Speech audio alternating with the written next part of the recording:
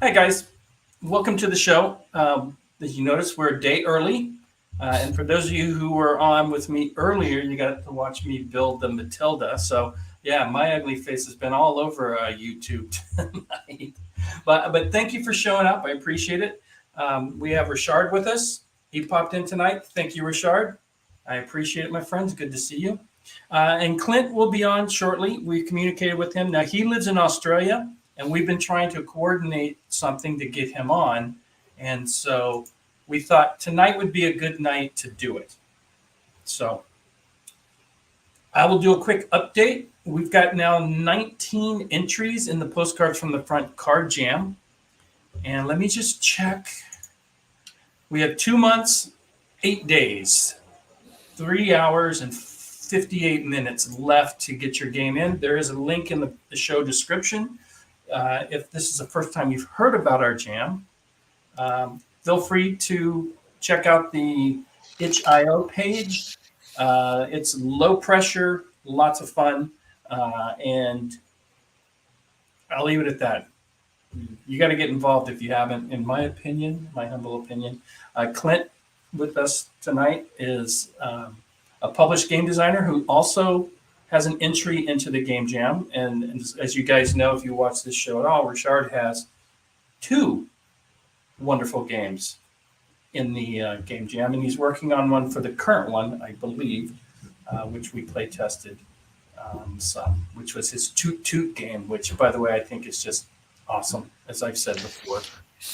Thank you. Thank you. I'm looking forward to seeing what you do with that, because again, the concept of it, sound in combat is, I don't know if I've ever seen that done. Again, I don't know everything. I only know most things. Mostly the tactical engines concentrate on the hexes, the movement along the hex grid, calculating odd shifts, but not necessarily the group commands or. And then if you have, it's really unit against unit, not command controls issues like Yeah. this. So the works are continuing, Mhm. and hopefully with good wins, maybe even the second submission will be made to the gem. But there will be changes, slight modifications done to the to the tut tut. Uh, we are trying some things, component wise and procedural wise. So Mike is asking for the deadline for the card game jam. It would be October 31st at midnight. It says 12 a.m. So it should be midnight. If that's off by 24 hours, I'll go adjust that. I'm not quite sure, but so yeah, you have till Halloween. And So I suppose, sorry. no, go ahead. I was going to say that it also means, I suppose, that with the jam, we can develop in silence without pledging ourselves, without officially participating. And in last 5 minutes, you can join the jam and submit your submission. Yeah, you know what? A number of people have done that, and that's fine because if you're not sure, maybe you got a game you don't Yeah. really want to commit. You want to see if you can get the game done. Um, yeah, you could hop in literally last minute and get your game in. And if for some reason you happen to miss the deadline, you let me know. I could probably open it up and let you get in. We're very low key with stuff like that. Let me just check real quick my email just to see if I've got anything from Clint. I know he may be trying to connect with this laptop. He said I think it's an older laptop, but no, I don't see anything. So he should be with us shortly. I've had a week. I'm just I've been going. I I, don't know about you, but my day job has really been taking quite a bit of my time lately. So well, there are times in the evenings we can just enjoy the drink. I just don't have any beside me, I suppose. I just had a Play Red Bull games here. and I hope that at least this kind of audition is also a way to relax a little. Yeah, yeah. Well, a couple of things in case you guys didn't know about Clint. He designed. Oh, I'm going to get this wrong. I think it's just called Werewolf, and it is a coin-like game. I don't think it's in the coin series. I'm pretty sure it's not. And it is, I think, published by Legion. I believe that's who's done it. And both Richard and I are questioning. I'm not sure if it's been released or it's soon to be released.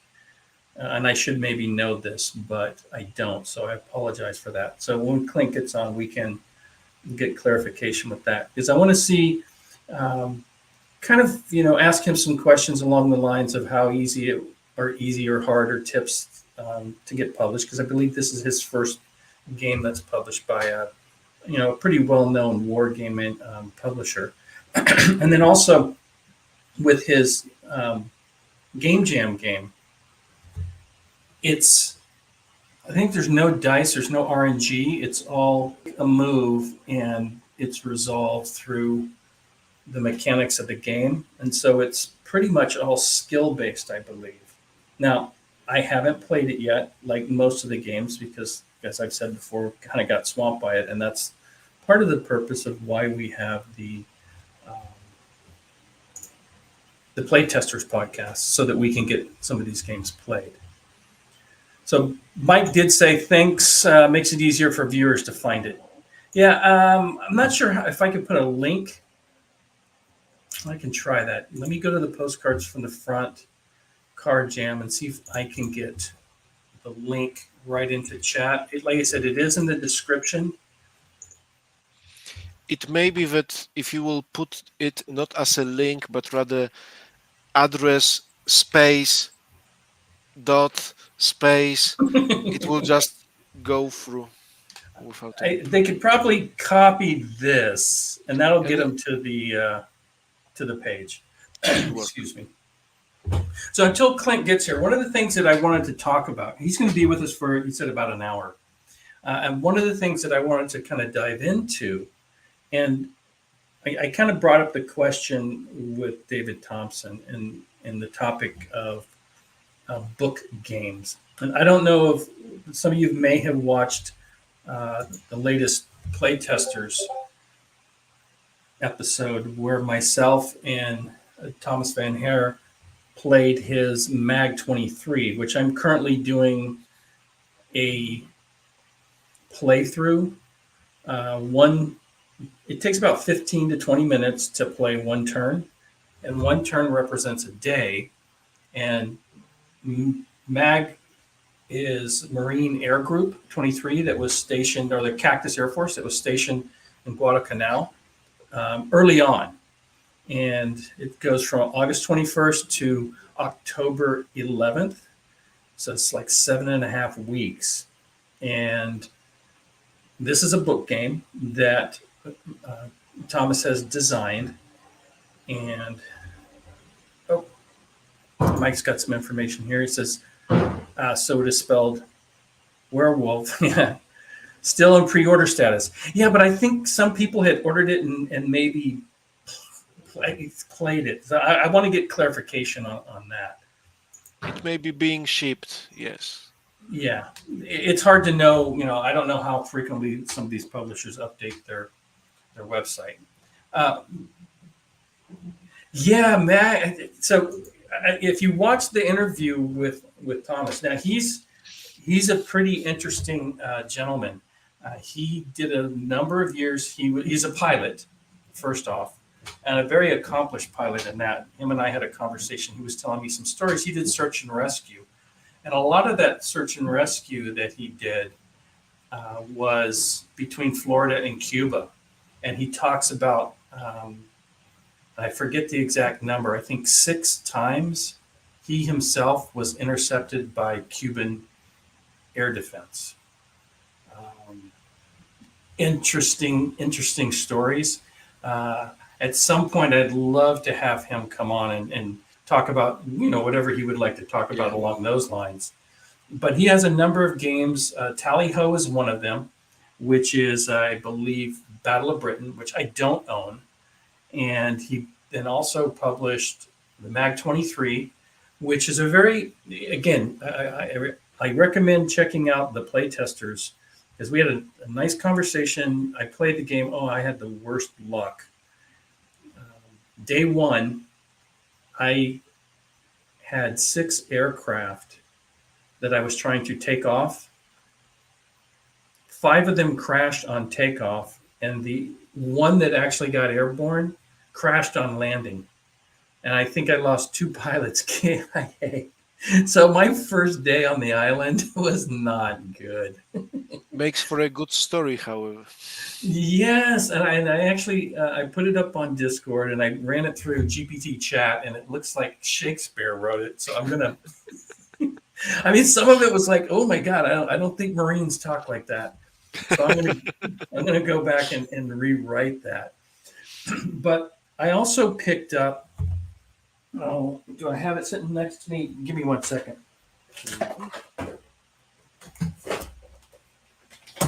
I picked up. I'm sorry for. And this is basically a game where you play as kind of a ninja pilot. You're doing spy work, basically. And so he says it's really a game where you need to learn how to avoid combat and know when to run back to base. And so that's a game that I'll be playing at some point. Mike says playtest copies may be floating around. He's talking about Werewolf. And then Walkabout says the historic element of the game sounds awesome. Yeah. So let me just show you something because, again, I wanted to talk about book games in general and some of the benefits. But one of the things in the book is this is for the week of the first week, August 21st to August 27th. And it has a number of tables for that week. And in this section you see here is a historic recap of what actually happened that week on the island for Mag 23. And then if I flip the page, I come up with another set of tables with information for the following week. So there's 8 of these pages. So as you go through and play the game, it's very tightly linked with history. And it gives you a very, and I don't want to say simulation, but it gives you a very good feel of playing the air group on Guadalcanal. And so it's the 81st anniversary of that, which August 21st would have been the first day they were deployed. And so for the next 7.5 weeks, I'm going to be playing every day. And truth be told, if I miss a day, I'm going to play 2 the next day. And I've already missed 1 day. So I'm going to play to get caught up. And then I will be putting up a video of an AAR talking about the week. And on day 1, didn't go well. Let's just say that. My inability to take off has continued on day 1 of my anniversary playthrough. But there's some very interesting elements in the game that get into getting information back so that you can deploy your forces to intercept the Japanese coming in. And sometimes that information is not accurate. And so you have limited resources. So if you over deploy, you put a lot of aircraft thinking you've got a big opportunity, like maybe you report of a task force with a battleship. You think, hey, man, we need to go out and sink that. And then you get out there and it turns out it's just 1 transport. Now you've wasted quite a bit of resources when you could have probably done that mission with 2 aircraft and maybe not 6 that maybe you sent out to go after the battleship. And it's all about resource management, both fuel, aircraft, and humans. And so so far it's been a fun game. I'm not going to lie. I'm really enjoying it. And I found it because I got into doing book games. And I have done some publishing on KDP, like coloring books and grid paper books, and just some things so I could learn how to go about the process of publishing a book. And I started this about 18 months ago. Actually, before I started the YouTube channel, I had gotten into doing some KDP stuff. And so there's a lot of benefits for somebody like us being unpublished, amateur-ish game designers who might want to be self-published.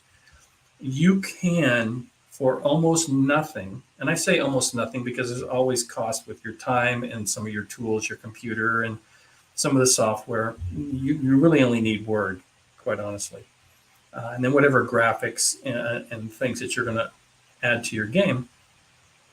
But as far as the publishing side of things go, you upload digital files onto Amazon. You fill out a couple of forms that talk about the name of your book. It puts, you can have them give you an ISBN number. And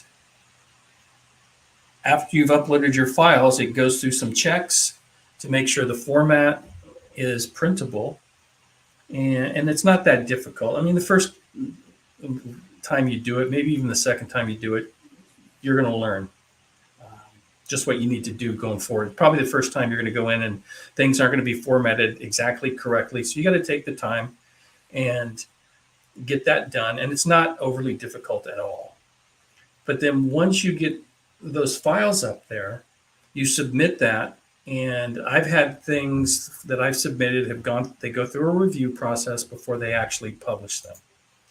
And I've had things that I've submitted that have been published, meaning available to buy on Amazon immediately within a matter of, I think the shortest time frame was about 3 hours.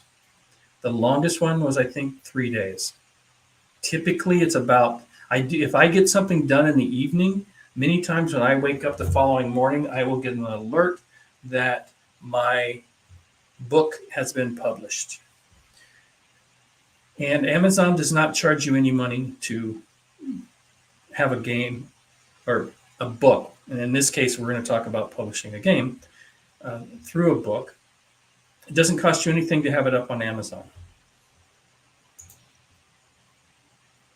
I have also a question that I can try to distract the audience with. Okay, go ahead.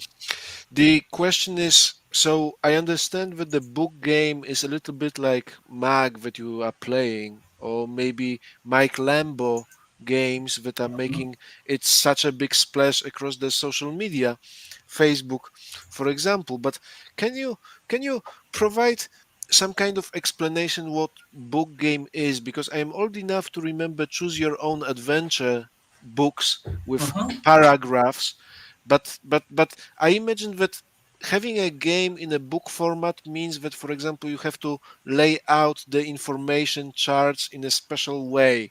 And I do not even know if book format allows for detachable pages that you can just rip out of the book and use for reference or. Yes, so those are good questions. So the answer is yes, but let me elaborate. Please do. So first off, this is an example of a KDP book game, okay? Now, if I look in the very back, it'll tell me, I don't know if you can read that. It says, printed in USA, Las Vegas, April 1st or May 1st, 2023. So these are print on demand. So there is no, first off, there is no stock. You don't pre-print any books. They don't sit in a warehouse waiting to be shipped out. What Amazon has done is they contract with local printers, okay? And when you upload your digital files and somebody buys your book, that order goes into that printer to print that book and ship it. All you do once you've uploaded the files is just rake in the money. Now, sometimes raking in the money might be $2. Okay. But if you look at this, and there's different formats, okay? In this particular case, this game can be played with a pencil, a dice, and nothing else.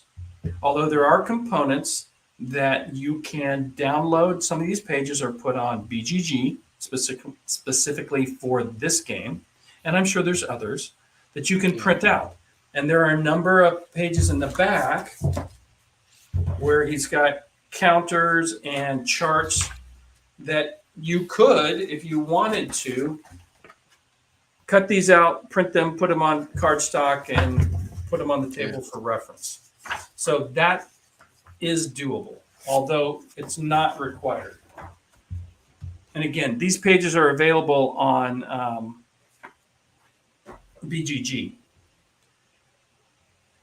I've got a number of Worthington games, and the Worthington games are all designed to be played within the book. So you take a pencil, 2 dice, and you can play the game.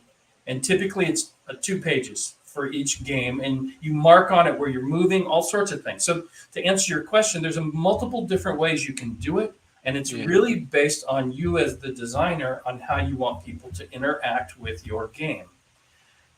Some of them are, I have one that I don't think it was meant to be, or it wasn't originally designed as a book game. It was designed to be printed, and then along comes this KDP, and they took the files and uploaded them onto KDP so that people can download those. Awesome, Yeah. Walkabout. I'm glad this is useful information to you.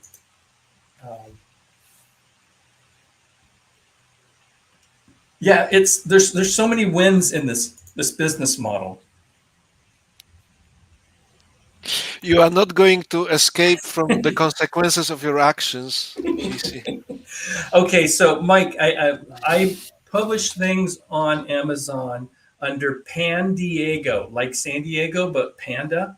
So it's Pan Diego Press. So if you go on Amazon and search Pan Diego, what you will find are some ebooks that deal with Mid-Journey Illustrated. I've got 10 volumes of that. And then there are a number of what they call low content, no content books, and then some coloring books. And they're AI art. So you can find me on Amazon under Pan Diego Press. There, full disclosure. But so to answer to Richard, to finish answering your question, if you wanted to make a game that was print and play, and somebody bought the book and cut out the pages to then mount onto cardboard, you could do that. There's no reason Yeah. you couldn't. So anything that you can think of to put into, say, a Word doc, you talked about the tables. You just go into your word processor. And arrange it. Bingo, Pan Diego, one word. There you go, my friend. And you will see. So that's why I was like, define adult, because the coloring books are not. They are Ambiguous safe. term. They're all safe for work. Let's put it that way. So and he's a troublemaker. He really is. He So looks so innocent. I will just say that I was thinking about the Worthington games, and I do not have a single one, and this is why I do not know what book games are. I thought Mhm. that Worthington book games are really you open the book on 2 pages, and it may be that book consists of multiple copies of the same 2 pages, but it just allows you to play using only those 2 pages. So the entire information that you are using as the game components is necessary to be put on 2 pages. Now, what you told me is that you can arrange this information in multiple different ways, be it separate files to the download or something. And suddenly I just keep thinking that this book game label, it's like uncharted territory that just started out recently. We know what worker placement game is. We kind of can agree on definition of card driven war game, but Mhm. book game, just because mag is actually organized, mag game is organized differently than those Worthington games, Yep. I believe so. I mean, they both can be named book games. It's just I am learning new things. Yes. Well, let's take two. Mm. Now, okay, so let me show you. Is it in this game? No, it's in maybe this one. So he has cards Hmm. in SOE. So you can get these files on BGG, or you can tear them out of this, and they're Cut it two-sided out from the cards, pages. and then you Hmm. put them in card sleeves. Yeah. Okay, so it's really what you, as a designer, within, as you said, it's kind of an unexplored medium of what you can design to fit within a book. Mike Lambo's games are, and I've only got one, the Lone Sherman, which I will have on the channel soon, and I'm looking forward to playing his game um, and games, and that's the first one of his that I purchased. But it's got a map with the rules kind of for that scenario, and then Yeah. you turn over the next pages, and New very much scenario. like Worthington, it's you can just open it up and play. When you look at something like Mag, it's got a lot of pages that are reference, and so it doesn't fit on 2 pages. Okay, Yeah. even the components, like there's some supporting tables that go for every single week, and then I showed you the individual pages Hmm. for each week that deal with what events you're going to run into. The difficulty can be varied from week to week, and it's really, I guess the best way of saying it is what you had mentioned, is it's kind of uncharted territory when it comes to how you Yeah. format it. There is a game out that I have, and I don't have it in front of me, that is a choose your own adventure style game. And at some point I will play that as well. And I want to do it because I find this format very interesting, right? Yeah. It does look like you can do lots of things, and it doesn't have to be, only 2 pages and all the information placed on 2 pages. Awesome. So something of interest on the ebooks, just because I've got this Mid Journey Illustrated that I put up. If you've got Amazon Prime, you can get the books for free. I get like pennies if somebody reads the book. I get literally, I'll go in and on one day I'll make like 18 cents because somebody read my ebook for free. So, yeah, if you can, download all my books and read them for free. I literally get pennies.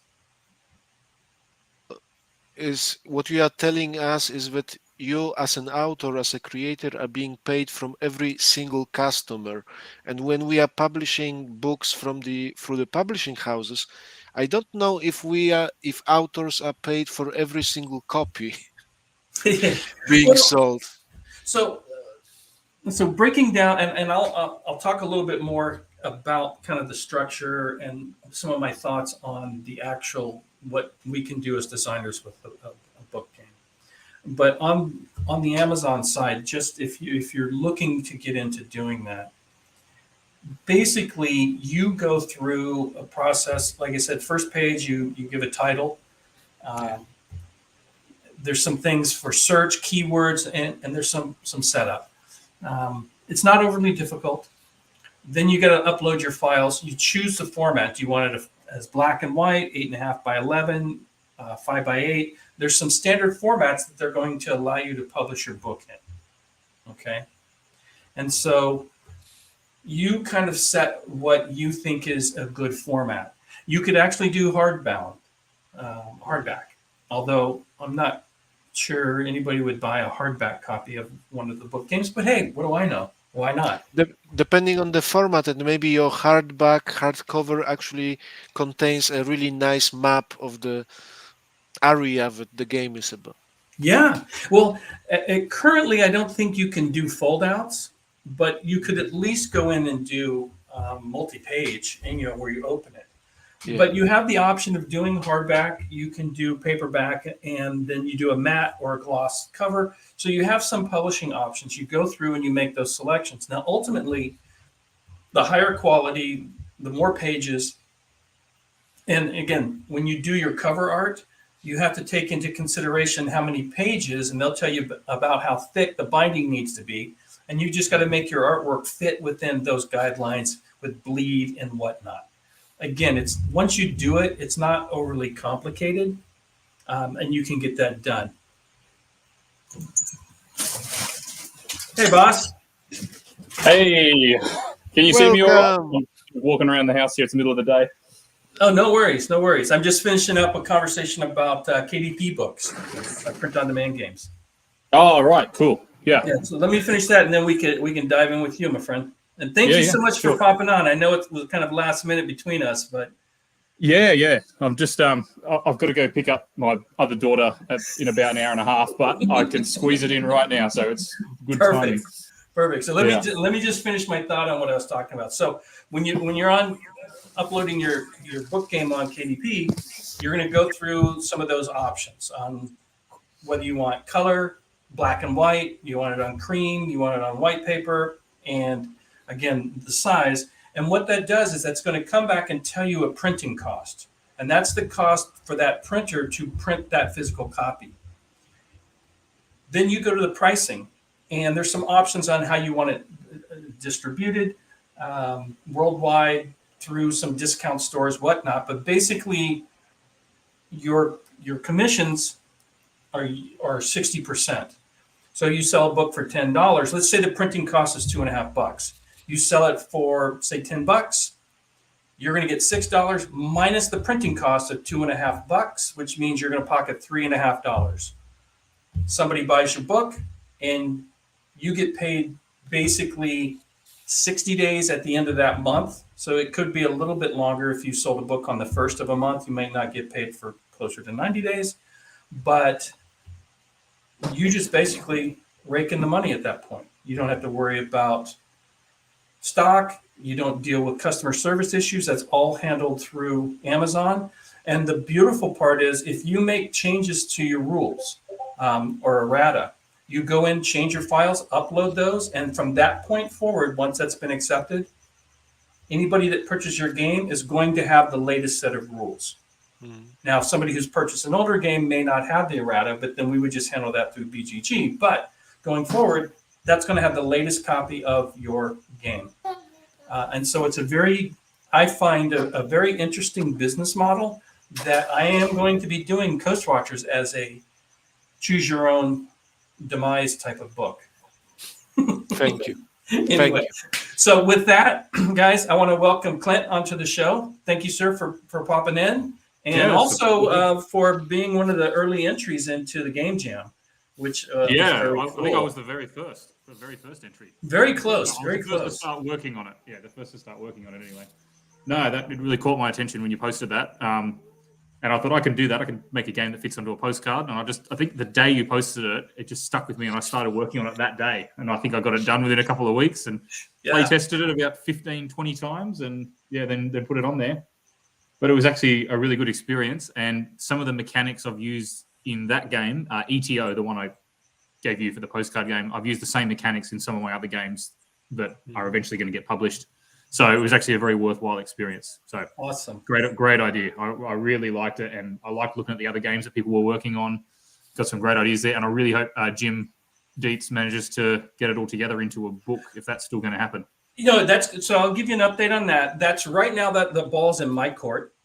I'm doing the legwork to take all the games, get them into a book format, create a cover, and any other content, maybe a description page or whatnot. I'm waiting on 2 of the games that had artwork. One was the guy who won the game makeover. The latest version of his art that Niels did isn't on the website. And then one of the other designers had Niels rework. Now, although we had him on, his art was beautiful. I don't know, but he wanted Niels to do it, and he did. So I'm waiting for both of those pieces of art. Then I'll finish collating everything, and I'll send that off to Dietz. He's already been like, "Hey, what's going on? I've been waiting. I'm trying to get it all organized." So so the plan is to still get it published. So I'm excited about that. Yeah, great. So we had a couple of questions.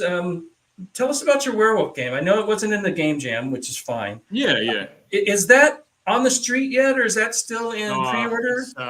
It's still in pre-order stage, but we're getting very close. I mean, we're at 213 pre-orders. We need 250 for it to bump up to the top of the queue for Legion.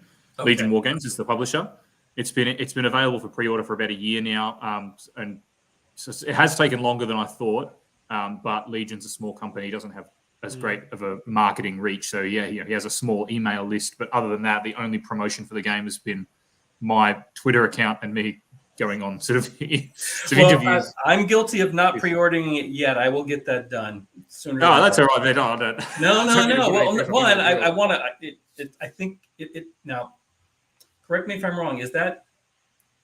Do I call it a coin clone or coin inspired? Yeah, we're saying coin inspired. Yeah, okay. I mean, so it is directly inspired by the coin series, which anyone that reads the rulebook and plays the game will, if they're familiar with coin, they'll just pick it up very quickly. Okay. But we're calling it coin inspired because it's not a GMT product. So Right. you can, and I've checked this. I showed GMT the game, and I've spoken to some of their developers, and I've spoken to Volko. So, Volko Runke, who made the coin series originally, and he is. Someone's just said in the chat, pre-order 33 copies and you're good to go. Okay, I'll just buy 33 copies of my own game. At some point, when that hits like 6, that becomes a real possibility, right? Oh, Well, yeah. If I can speak up, I do not have a Twitter account, so I know only the things about your game that I can see on Board Game Geek. There is a website, Yes. and it yes. shows some components and but I don't know if there is much to be found online. Like, can I don't. I tried it. I cannot Google much about Werewolf actually. Yeah. Well, look, I'll tell you about it now. Also, I did a big interview with the Players Aid on their blog. So there's a big, like a text interview, not a video one. And they've been posting some event card spoilers for the game as well. Oh, very cool. To give you a rundown of the game, it's a fairly large scale coin game. For those of you who know the coin series, it's probably on the same level as Fire in the Lake, which is the Vietnam coin game. But the setting is utterly unique. No games had this setting before. So it's basically based on the post 1945 werewolf insurgency in Germany, which was a very small scale insurgency where the Nazis were going to keep fighting after 1945. Some of them. So the real fanatics, like the SS fanatics, and a few of the civilians that had been brainwashed by Goebbels. And the werewolves, after the end of the war, probably killed about 1,000 people. So they were killing American soldiers, Soviet soldiers, and German civilians. But historically, it was not as big as expected. So the Allies were expecting Germany to flare up in possibly a decade-long insurgency. But it didn't happen because Hitler and the SS had not funded it very well. They hadn't trained a lot of guys in guerrilla fighting. And also the German population was just not willing to engage in an insurgency because they were totally exhausted by the war. So working class Germans by the end of the war are working 60-hour weeks in factories. They're getting bombed. And then the American army sweeps in and the Soviet army sweeps in and defeats them. So they kind of they were ready to give up. So our game, Werewolf, takes place in an alternate history timeline where the Germans are willing to keep fighting because the war has gone differently. So the Americans and the Soviets have invaded Germany. But there's no atomic bomb. The war with Japan is still happening. And Hitler has deliberately invested in arming a huge guerrilla force of hundreds of thousands of men, which is the werewolves.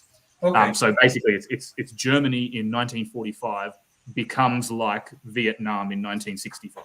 That's a good, or Afghanistan in 2003. Yeah. Okay. That's a good analogy for it. So yeah, it's probably more high intensity combat than the other coin games.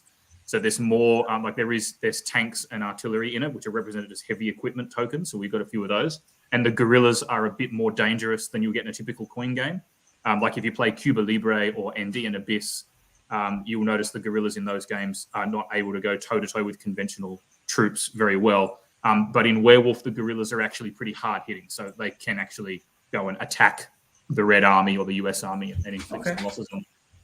But it's got a lot of stuff going on. Like it's got 100 event cards. They're all based on historically accurate events that we've tweaked to fit our timeline. Right. It's got 4 factions, so it's a classic coin four-way, and all 4 factions are fighting each other. There is a natural sort of alliance between Allies and Soviets fighting the 2 insurgent factions, which is Werewolf and Edelweiss. Edelweiss is an anti-Nazi, anti-communist German nationalist guerrillas. Okay. So there's actually 2 different guerrilla factions that are fighting each other and fighting the Allies and the Soviets. So you get a really good 4-way split. Interesting. Yeah, and it's like I've played a lot of coin games. I love them. I played Cuba Libre once 2 years ago and just got hooked on the series and wanted to make my own. But yeah, compared to the other games in the coin series, like I said, it's a more high intensity, like more kinetic combat, like more losses, more directly attacking each other. Okay. But I think it's a lot of fun, and I play with a lot of people around here in Australia. Got a few people that like to play it, so I play it for fun now. If the playtesting is done, it's ready to go. So I just play it for fun, which is nice. Even though I should be working on the games. Let me throw something out while I'm not to put you on the spot. You can say no. You're not going to hurt nobody's feelings. I do a second podcast where we actually play games. We call it the Playtesters. And we kind of schedule that. And if you're available this weekend, next weekend, love to play either of your games or any of your games in that mode where we go on. Tabletop Simulator as our venue of choice. Not that we couldn't do Vassal. Yeah, I've got Vassal. I've got a Vassal mod for Werewolf. Yeah, whatever makes the game work. But if you want to, we play for a couple hours. We get on and we just on the playtest. A lot of them are games that are either from the jam or games that were in the current card jam, and we just play test them and we get brutal on. Hey, that works or that doesn't work. Hey, I like this. Also known as a conversation. Yeah. Yes. But that sounds like a good idea. Yeah. It's so like if you ever want to avail yourself of what we do, feel free to reach out and say, hey, I got a game. I'd love to get it on your channel, get some exposure maybe, to the 5 people who watch. But hey, you're down to 33. So 5 is, a nice little piece. It's a lot. That's 1/6 nearly. Yeah. But the idea is, we talked a little earlier and I appreciate your kind words, but it's how we want to give back to the community. And so the playtesting we know is something that people sometimes have a hard time finding, because, I assume living in Australia, where there's like 15 people who live in Australia from the last census I saw. About 15 people who play war games. You're about right.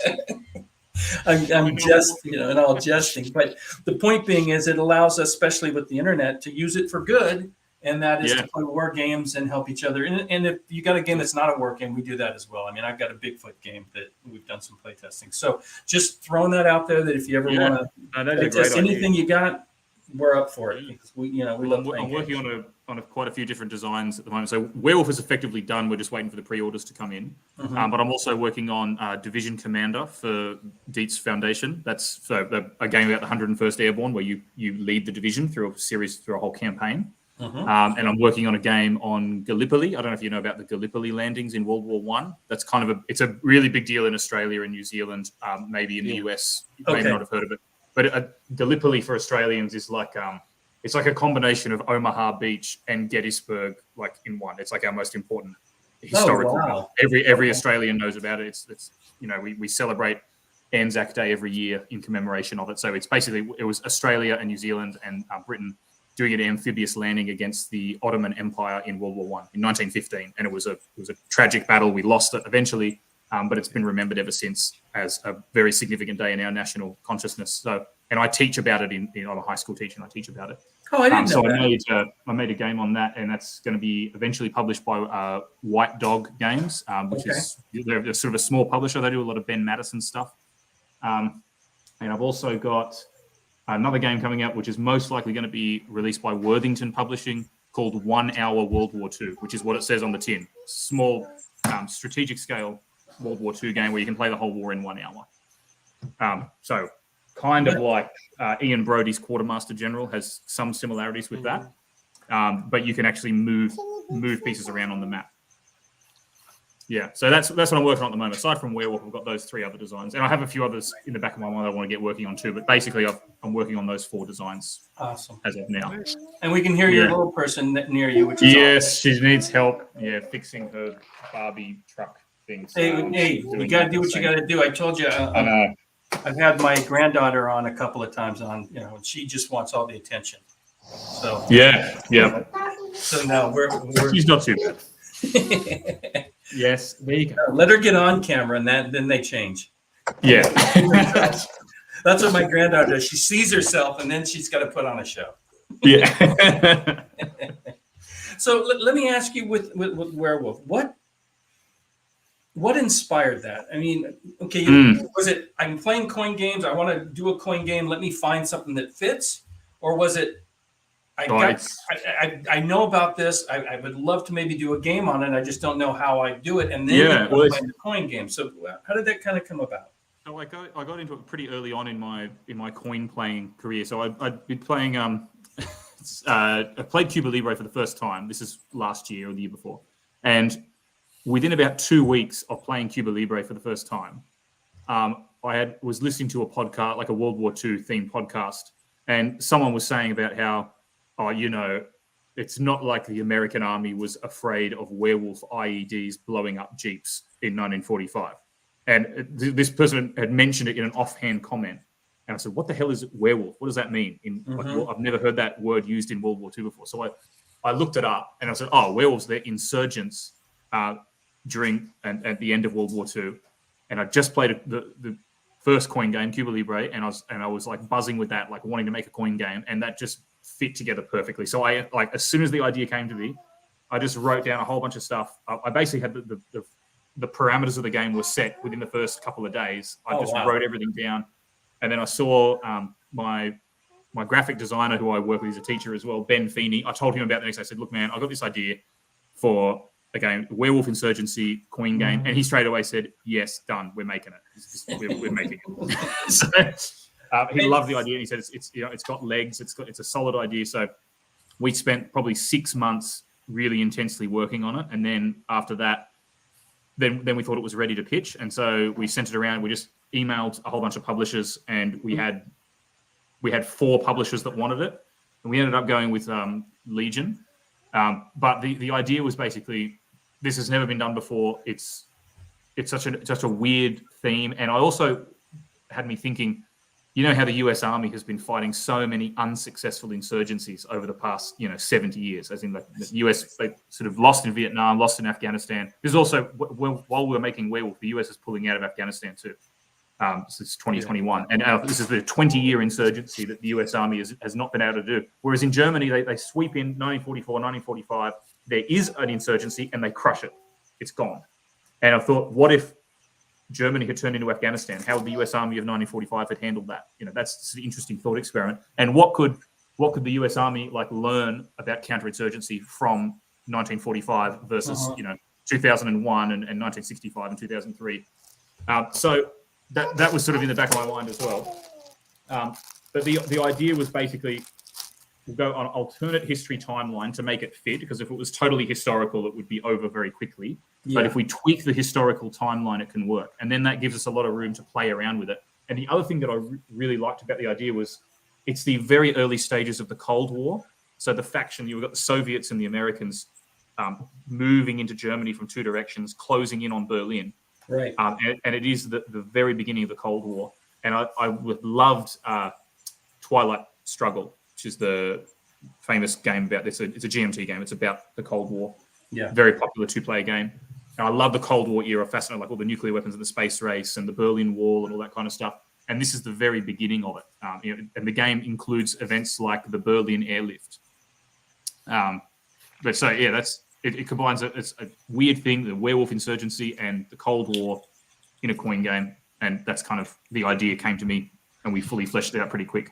Isn't it wonderful when you have an idea that just kind of fits? It's like a puzzle, right? Yeah. All the pieces are there, and you just go, no, don't, and it just falls into place sometimes. Yeah. Sometimes that happens. Very rarely, but it does happen. Sorry for the distraction. We've got this is just how our show goes.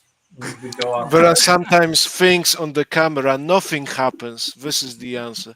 I want to use this opportunity to ask, because one thing that is very positive sense is that your game uses the alternative timeline. You basically are exploring what if. And in war games, I mean, it usually happens when it's, let's say, a variant of a scenario or a different setup, but your game is built on a what if situation. There are many what ifs in military and political history that we can explore, but somehow no one makes those what if games, Rad. Can you tell us a little bit about the experience of fleshing out those? Because fleshing out of this what if game or situation Yeah. in the 1945 Germany For sure. from the Basically, perspective of design. Yeah, from the perspective of a designer, yeah, for sure. So what we did was we came up with this list of about 100 events that structure the game. So coin games are driven by the event cards, and every one of those events is a real historical thing that actually happened. But we just tweaked those events slightly to fit into this totally different timeline. So we thought, what if certain people haven't been killed? So what if you guys know Erwin Rommel?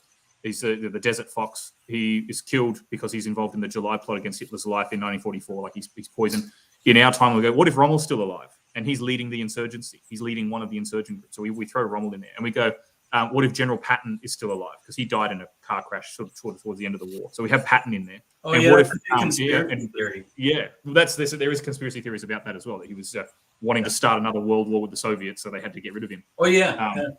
But so we have Patton alive, and also the Cold War tensions can escalate and trigger World War III. So that's another big what if. And if that happens, the Soviets and the Americans both lose, because it's assumed that's just a world-ending event, and it means the Soviets and the Americans are going to be engaged in World War III, which means the insurgents win. So it's in the insurgents' favor to force the Americans, the Soviets, to start going at each other. Because then Interesting. And this is another what if as well. Fascinating. There's a conversation between Hitler and Himmler in 1944, I think.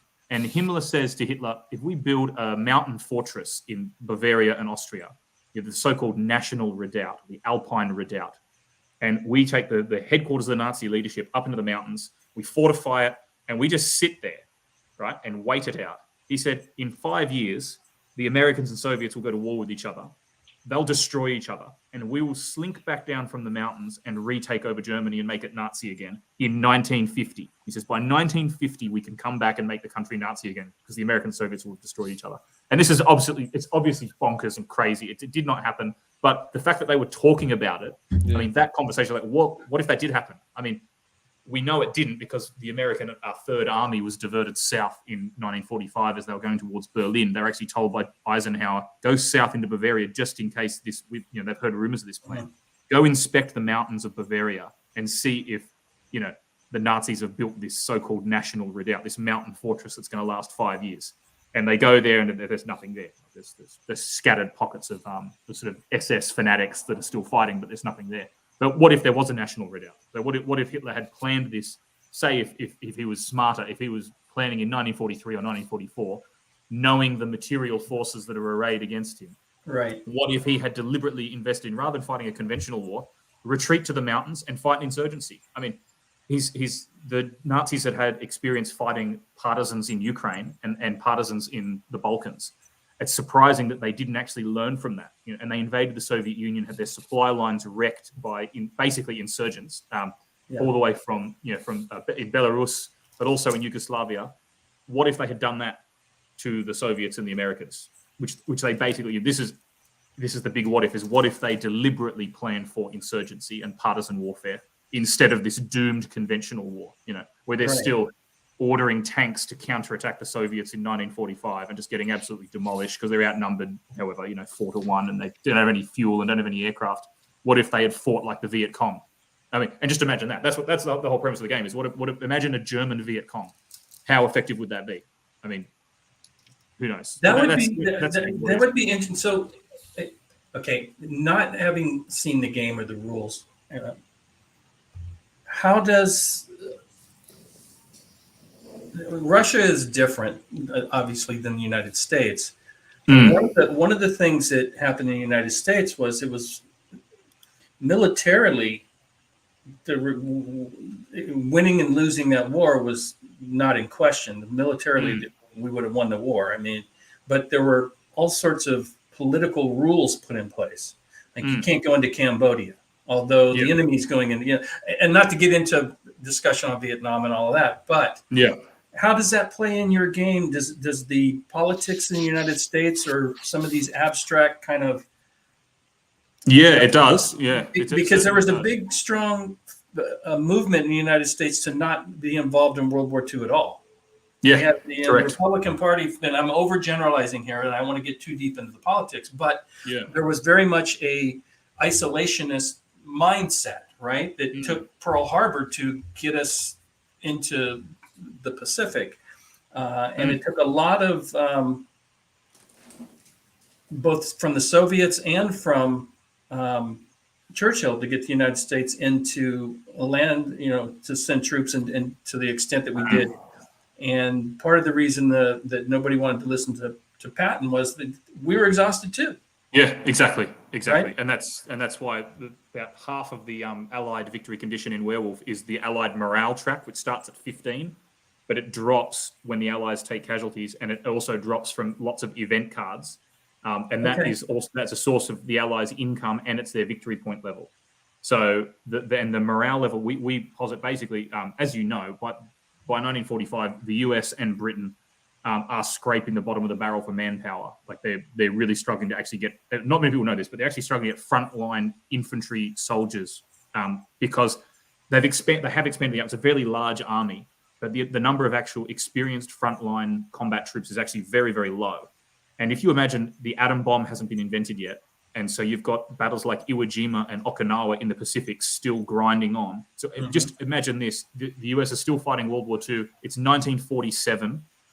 Japan's still fighting, and you've got the Germans flaring up in an insurgency. You can imagine there being pressure being put on Congress to bring the troops home. Especially seeing the number of body bags coming home. It'd be like, when is this going to end? And I think it's fortuitous that the war did end when it did. I mean, in sort of between April and August 1945.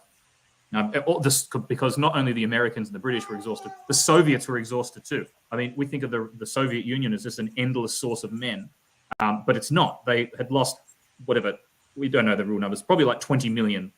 Yeah, it was a lot. It was definitely and by the end of the war, they were done. And this is part of the reason the Battle of Berlin is largely a tank and artillery battle for the Soviets, is because they can't throw in enough infantrymen into Berlin. They don't want to waste any more of them. And it's also why the Soviets are so reluctant to fight World War III. I mean, there's so many occasions in the Cold War where the Soviets could have escalated.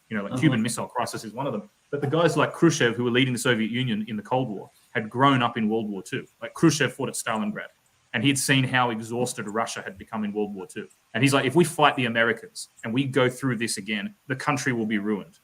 So in that sense, it is possible for the werewolves and the German insurgency to win, in the same sense that the Viet Cong win, which is you get the enemy to give up. Yeah. They don't want to fight this anymore. They go home. That's really the only way an insurgency wins, because by definition, an insurgency is weaker than a counterinsurgency. Otherwise, you're really talking about a conventional war. The reason you fight an insurgency is because you're outmatched in conventional terms. But you win draining the enemy's morale. Realistically, it's war. You don't have to win it in any specific way for it to count, right? Just need to and that's a lot of discussion that I'm having on Twitter at the moment, because I also do some work for professional military education for the Australian Defence Force.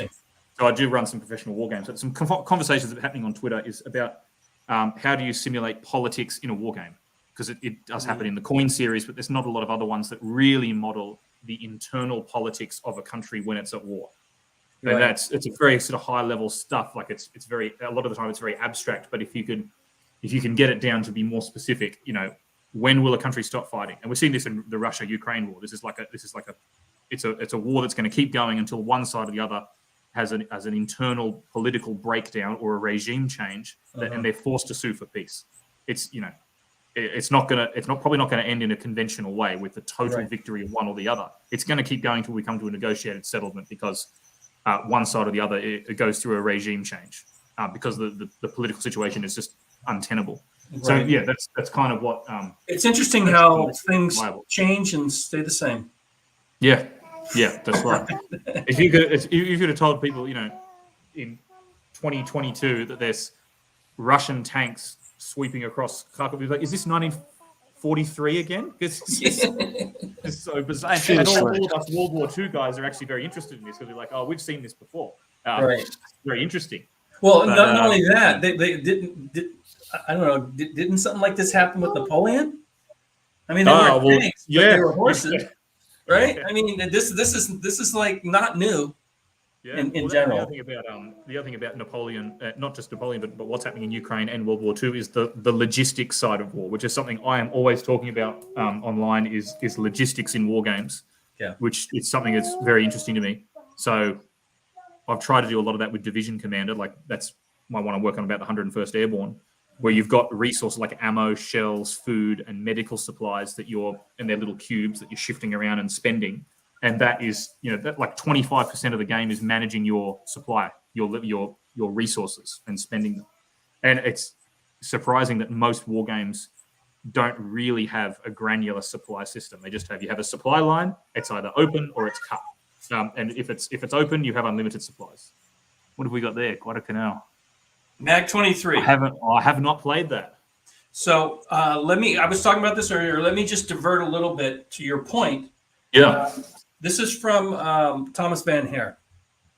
He's an actual accomplished pilot, flew search and rescue between Florida and Cuba, was intercepted by Cuban fighters 6 times. Oh, wow. Interesting stories. And he's designed a number of games. This particular game, which I'm doing, it's the 81st anniversary of MAG 23, which is the Marine Air Group that was stationed in Guadalcanal for 7.5 weeks. And this is a book game that you can get on Amazon for about $30. And it's all about resource management. You have a certain amount of fuel. You have a certain number of aircraft. You have a certain number of pilots. And you play, it takes about 15 minutes to play one day. So you play the whole campaign, which is 7.5 weeks. So however many days that is, okay? And when he was teaching me, we're doing it on playtesters. So if you want to check it out, you can see our conversation. And I was unlucky. Day one, it was a rainy condition. I tried to take off with 6 aircraft. 5 of them crashed on takeoff. I lost 2 pilots, KIA, and 1 plane got airborne and crashed on landing. So I lost 6 aircraft just to take off and landings on day one. It happens. It happens. And so, but I only have a limited number of aircraft to last 7.5 weeks. And so that game is very much about now you don't have to get your resources to it's not like you have to do that, right? That you have to actually get everything, the logistics. You're at the receiving end of it. And it's based on what actually happened in history, because they know when fuel came in, and it's been documented. So as you're playing the game, like the first day, you don't have Air Cobras, but they came the second day. So the second day, you now have 5 Air Cobras that you can use. And it's based on what actually happened in history. But to your point, it ties into resource management. It's much more of a resource management game than a war game per se. I mean, obviously you're fighting, you're doing missions, but it's pretty straightforward. There's not a lot of decisions that you make on a grand tactical scale because you're defending Henderson. Yeah. And it's not like you don't know where the Japanese are going to end up. You don't know how many are coming or when they're going to be there, but you know where they're going to go because there's only one place they were actually going in history. So I'd recommend checking that out. It's actually a pretty cool design. He's got a few other games that he's working on that are uniquely designed from a pilot's point of view. Let me put it that way. It ties into history. Anyway, I didn't mean to make that about him. It's just you had brought up. No, that's good. I'm always happy to learn about new logistics-based war games. And we just happened to be talking about that particular game earlier. That's why I have it on my side. And I'm playing it. But so let me ask you then, with the game that you put into the game jam. Yes. The one thing that, and I haven't played it yet, and I will. I'm playing all the games. I just got to get through them. 48 games. That's like crazy. Oh wow! Yeah. Set aside 15 minutes for mine. That's probably all you need. Yeah. Well, you know what it was is, and I've told this story before. I thought maybe I get 5, maybe 10. Because who listens to my tweets? And next thing you know, I've got published game designers like yourself and David Thompson and Yeah, that was surprising. But David Thompson just pumps out 60 games a month or whatever he does. So I don't know, he just added it to the pile. I can't believe how many games he makes. It's interesting. He was on last week or the week before. Last week. Yeah, last week. yeah. Really interesting to listen to him talk and some of the games and what he's doing. And I'm going to get to actually meet him when I go to the San Diego Histicon later on this year. Yeah, man, I'm so jealous that I don't live in the US because that's where all the good conventions are. I'll tell you, there's so many of them happening. I think we're in a golden age with war games, to be quite honest. Clint, you have to organize one in Australia. That's what it is. Then people will come to you. Yeah, all you Americans can come down here. Yeah, well, you know what? That's kind of how I started the Game Jam. I was like, be the change you want to see. Yeah. And I'm like, I think somebody should do this. And then one day I went, well, nobody's doing it for me. Maybe I just need to do it. And it kind of took off. So, but with your game, it's designed where there's no RNG, correct? What do you mean RNG? Random number generator. Oh, okay. Rolling dice, random event. Yeah. So it's a deterministic game. Yes. Yeah. Which I do a lot of deterministic games. I actually avoid dice in pretty much all of my games. I do use them occasionally, but most of my games have a combat system that has no dice, and I do that for a lot of reasons. But one of them is, I assume you guys have played Diplomacy, like the classic, maybe the Avalon Hill version. Diplomacy, like pre-World War I. You got all the pieces moving around the map. It's been a long time for me. Maybe played. I mean, I haven't played that a lot, but the idea behind it is if you take away all the luck. First of all, it is pure decision making. So it's like chess. I mean, chess is a better example, or Go. So Diplomacy, chess, and Go are all very similar games because it's deterministic combat. Means it's pure strategy, and also it means the real battle is taking place in your head and in the opponent's head. It's more like playing poker, except poker has luck. Yeah. I'm trying. It's you get this sense of like. Well, chess is a good example. Yeah, it's that kind of thing. But also the other thing with dice is if you may have heard the expression buckets of dice. So that's a mechanic. If you use lots and lots of dice in a game, and a lot of designers will do this. So go like, oh well, we want to smooth out the probability curve. Right, so we'll use lots of dice. The more dice you roll, the more chance of an average outcome. But and that's good, right? You want to have the dice rolls averaging out because you don't want a player's position to be ruined by them rolling a 1, and that's the game lost. Which does happen. I roll a 1, I've lost. But if you keep extrapolating that outwards, if you go, well, the buckets of dice is good because it smooths out the curve. What if you have an infinite number of dice? Well, an infinite number of dice is the same as having no dice. Right, so 0 dice and infinite dice end up being the same. Because if I say you roll infinite dice and get the average result, right? Say if I roll 2 dice an infinite number of times, they're going to average out. It's going to be 7. Okay, so you may as well just say rather than this being a 2d6, just say it's a 7. Whatever metric you're talking about, it's a 7. Okay, and then you're getting rid of the dice and you're cutting straight to what the design is actually trying to model. So I say if your game works with no luck, you can always add in luck later. But if your game only works with luck, you can't then later on make it luck-free because you have to totally remake the design. And another thing I notice is I play a lot of Axis and Allies, especially Axis and Allies Global 1940, which is the big one. That's the biggest Axis and Allies version, and that takes all day to play. It's actually not a good game in many ways. It takes far too long, but it's very fun.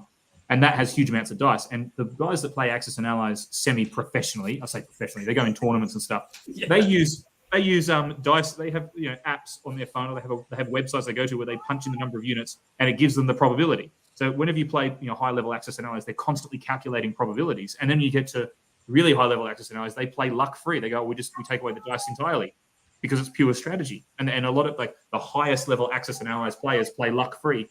So I was thinking way back when I was doing that, if I'm going to start making games, why not just cut straight to that? Just go straight to no luck. Okay. Pure strategy. And I don't know. The other thing is I play with a lot of people who whinge about luck too. A lot of the players that I play with, if they get a bad dice roll, God, you never hear the end of it. I've got guys who say, well, I'm going to lose this game because I always roll 1s. And the game's not fair. It's too much luck. So I'm going to make games that have no luck, and then none of you guys can complain. Well, you know you've lost. So allow me to both give you praise and complain a little bit, and I will explain why. Yeah, that's right. Because when I was making tabletop simulator mods for the submissions for the postcard jam, it was mostly because I was able to, instead of printing and assembling every 40 single submission, I can play them online, but I can play them by myself with myself. So what I liked about your submission is, because you have no random number, no dice roll really, this is a game about decisions that both sides need to make. And this is very interesting when you realize that you have choices. Send this unit here, send the other somewhere else. And it works perfectly, only not if you are playing both sides by yourself. Yeah. Because because I cannot surprise myself even if I play the game one side one day and when I go to bed, I remember. Wait till you get older. Maybe, but this was spoiled it for me that I tried to play your submission by myself, single-handedly. When it comes, what I liked about it is that in a way, it really boils down the Eastern. I'm sorry. The Western. I see ETO and I think Eastern. Yeah, so European theater. You boil down to the critical decisions, how to use the units that you have to your disposal, and it was lovely. I would love to play this against fellow human beings. Well, we can do that, Richard. You and I can do that. I need to play that game. So yeah, it's fun, and you're exactly right. That was the intent of the design, is just to boil it down to the decisions, boil it down to a few key decisions. And if you play that game, if you're playing as the Germans, your one big decision is when to launch your major offensive, which is effectively the Battle of the Bulge, like the Ardennes offensive. So it's like, it goes on the assumption that Hitler could probably only launch one big counterattack, and you have to decide when to unleash that. And likewise for the Allies, they have three major offensives. One of them you're probably going to use to land in Normandy, but then the other two, it's basically you're thinking it's Market Garden or it's Patton's Third Army driving across France. But you don't have to do it that way. You can do it slightly differently. But yeah, you're right. It's just boiling down the whole European theater to just a couple of key decisions, and it's all decision making. Yeah. Let me ask you this. Sorry, Hissy. I will just also add that it's decisions on both sides. So it's not, dear audience, it's not like that it's just as boring as answering 3 questions. It's actually both sides have multiple questions, and you never know how the opposing player, what decisions they will make, or at least you can try to guess. And this is the beauty of the game. And yes. So you know what you could do, Richard, to play it solo? Add a dice. And go That's an against expansion. I'll make an expansion. You got to pay for that though. Go against the designer intent in the end. No. What did he say? You start with skill. You can add luck later. Yeah, you can. You can. So there you go. You can just have the rando Russian. You don't know what they're gonna do. Yeah. Right? Yep.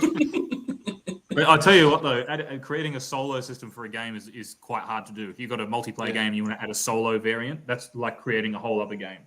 I wouldn't recommend doing it unless you've got a lot of time free, because I don't know, the Werewolf solo mod took me about as long to design as the actual game itself. So it's tough, but you've got to have it in today's market. You've got to have a solo version. You do.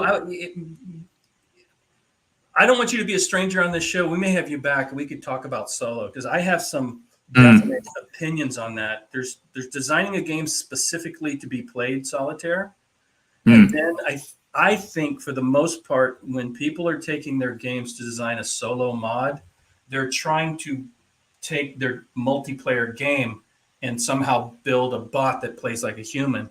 And I think, me personally, I think it's an opportunity to take the same components and design a completely different game that's solo focused, that uses different mechanics, but maybe the same components, and don't try to create a bot that's a human.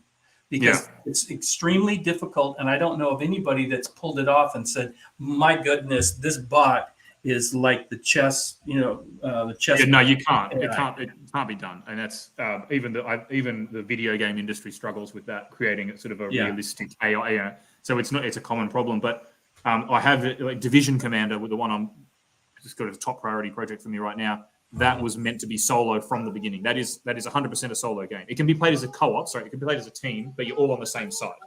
Yeah, and that is a totally different design than all my other games.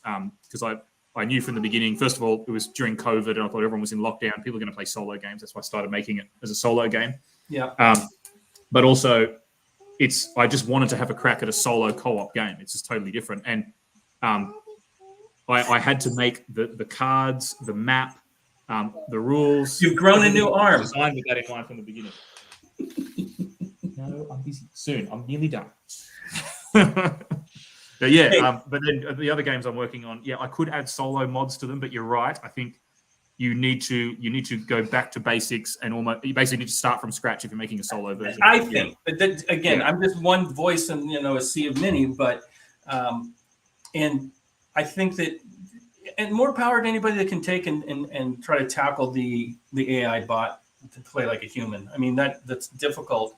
And maybe that's what's expected in a multiplayer game, but I would be more inclined, if I ever get a game published that's a multiplayer game, to build a solo bot and just basically try to make it a completely separate rule set that try to give you the same single player experience from a multiplayer game.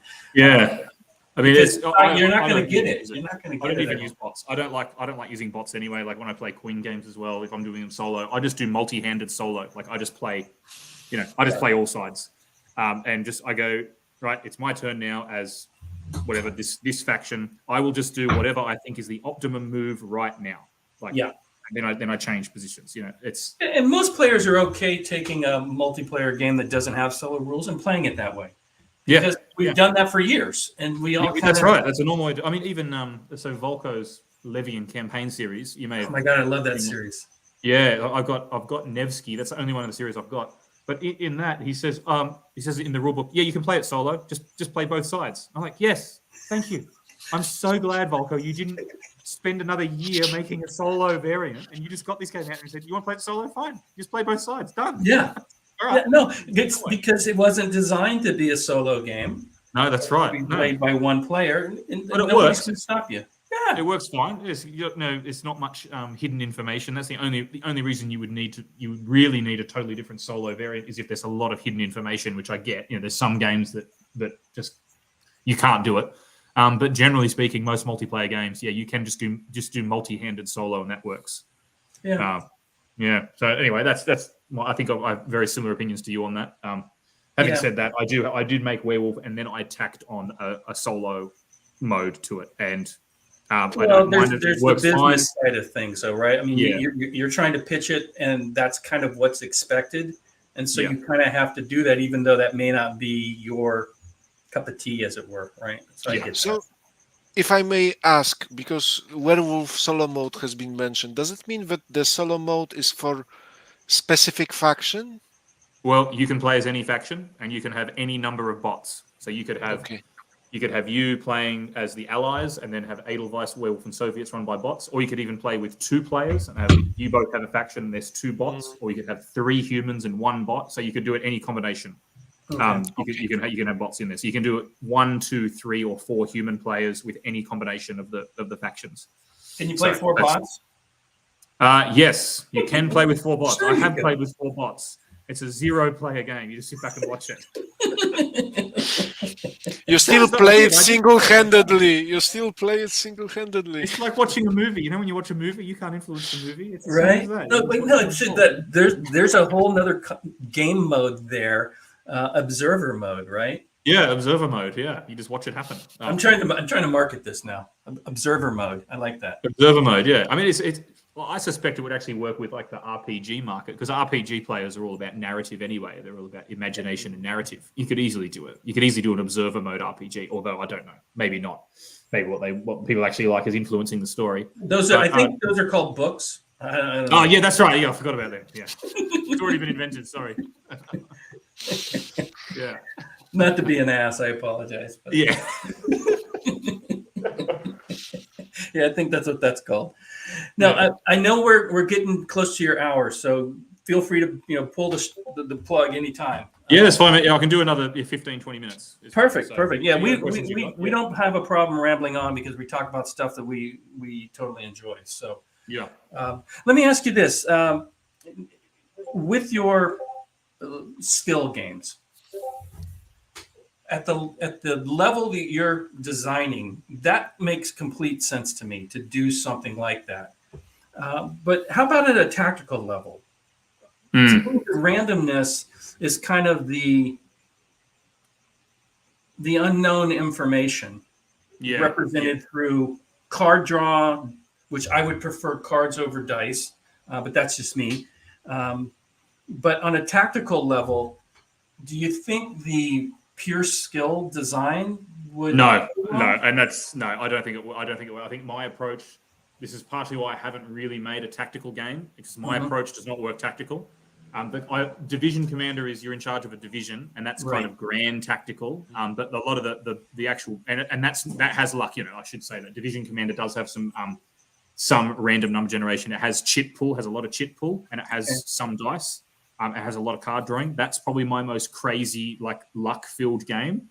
But that's grand tactical. And if I went to make a tactical game, I don't know. I haven't actually thought about that because I've never made one, and I don't think my approach would suit it. I tend to stick to strategic and operational level, or at least like Werewolf, which is like you're fighting over a whole country. So I guess it's strategic level as well. But I definitely agree with you. If you're doing a tactical game, you need lots of random stuff. I think the closer you drill down into the individual human perspective, the more randomness there is. And the reason for that is if you are like, if you're one guy with a rifle, there's a lot of things that can happen to you that you cannot predict. You're one guy, like there's a lot of things that you can't predict. Whereas if you're a general and you're commanding 10,000 men, like you're not going to have all 10,000 blow up in 1 second. Like there's going to be averages. Like okay, we might. It kind of goes back to your comment about the dice pool. Right? That is exactly right. Yes, if you've got 10,000 dice, it averages out. If you've got 5 dice, maybe you need to have that. Exactly. So that's all. Yeah, and like at the larger scale you go, the less luck there can be, and that's other people are going to disagree with me on that because I know. You know what? Strategic level. I'm going to back you on that. I think that makes sense because if I'm playing at that level. What type of random event is going to happen that would affect 10,000 troops? You have to be pretty dramatic, right? Not that you couldn't do it, but drill down into the individual soldier. They didn't. They randomly missed shooting the other guy. Yeah, and that's was a dud. There's so many things that you can put in there that change that game and allow for. A variation on the luck or the randomness. Yeah, that's right, and that's one of the problems I have with if I was going to create a tactical game, I would probably overthink it way too much. And but if you have like a platoon level game, say you were in charge of a platoon in a modern warfare or a World War II game. I mean, your entire force is a platoon. Your entire force could be wiped out by one artillery shell. That should be a possibility if it's realistic. Yeah, that did happen. Like a platoon is 30 guys. That's not many. 30 guys you could kill that with 2 heavy machine guns firing for a minute. That's and that would be So the only way you get around that is, of course, that you have to abstract out things like artillery. That has to just be happening off. That just can't even be part of the game in a lot of cases. If you're doing it realistically, you have to have your platoon fighting another platoon with very limited support, and you have to be doing some kind of skirmish or like recon scenario because. The rate at which units get chewed up in modern warfare is so high that I mean, if I'm not going to get personally invested in leading this small group because they're going to get destroyed. Like it's going to happen. Right. Which is why the only way you can do like a tactical campaign style game is if all the engagements are limited to these kind of recon skirmishy type missions.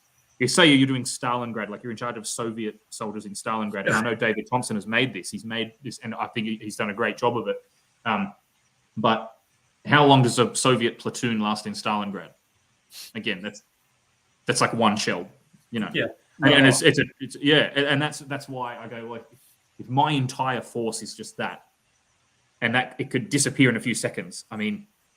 And that should be a live possibility. Same as you're going to be talking about with the aircraft. There should be a live possibility that your aircraft just crash when they take off. And that's it.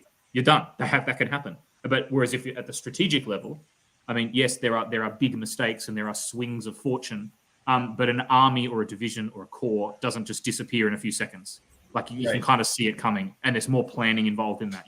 It's not like Hitler is launching Operation Barbarossa and he blinks and the Soviets are in Berlin. Yeah. No, you turn over a card that says, your whole army ran out of gas. You're like, okay. I mean, those disasters happen, but the disasters, say they're not that random though. They're not that random. You can kind of see them coming. Like the larger the scale, the more you can see the problem coming at a distance. Your time horizon is different. You can see it. Yeah, you're not going full speed and all of a sudden no gas. Yeah, that's right. And because you can see it coming, then you can mitigate it, which means you do have less luck influencing the game.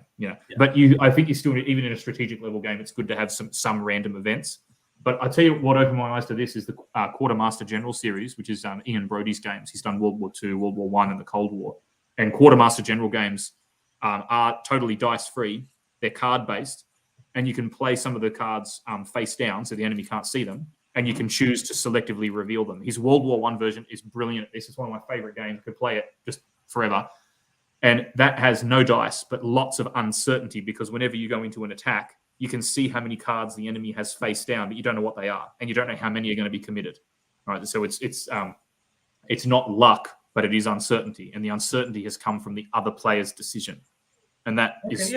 I mean, you're still like sweating. You're going like, oh, is this offensive going to happen? Is it going to work? But it's not because you're rolling your dice. It's because the enemy has planned ahead and set a trap for you, Right. Or likewise, you accumulate your cards and you build up for this big attack and you manage to pull it off because you have planned for it. But the enemy doesn't know what those cards are.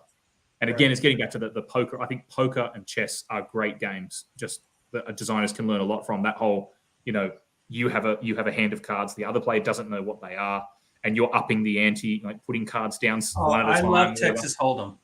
Yeah, Texas Hold'em is great. I only play it for money. I don't play it on the phone or on a computer because... No, I don't either, but it's... Well, no, because if I play it for money, I don't want to have that mindset that I play like when somebody's just going to give me chips, because that's no money.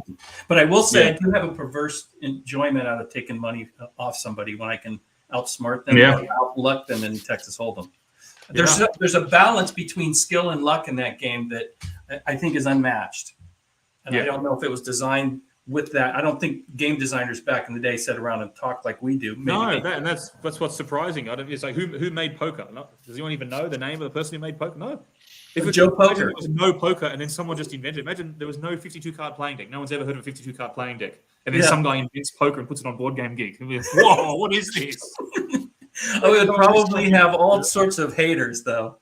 Yeah, that's too much luck. Yeah, don't put it on. Probably hate it. I'd say it's too much luck. You have to get your cards too.